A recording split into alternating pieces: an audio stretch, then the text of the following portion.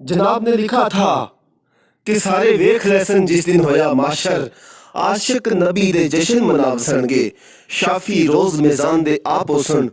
उसनू बख्श देसन जिसनू चावसणगे बार बार कुरान च हुक्म आया जो जो चाहण वाले सोयो पावसणगे सरवर शाह जेड़े नबी दे हैन मुनकर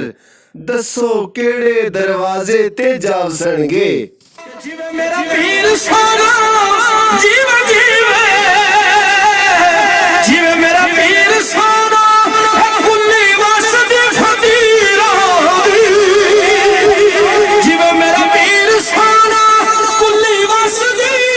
फकीरा जन्नत बुझा दिए सच्ची गली मेरा पीरा जन्नत बुझा दिए सच्ची गली मेरे पीरा आखिरी वाया कि जीवे मेरा पीर सोना तार सुरंगिया ने भी फरमाया था पीर साहब ना हुक्म पहला कि जीवे मेरा पीर सोना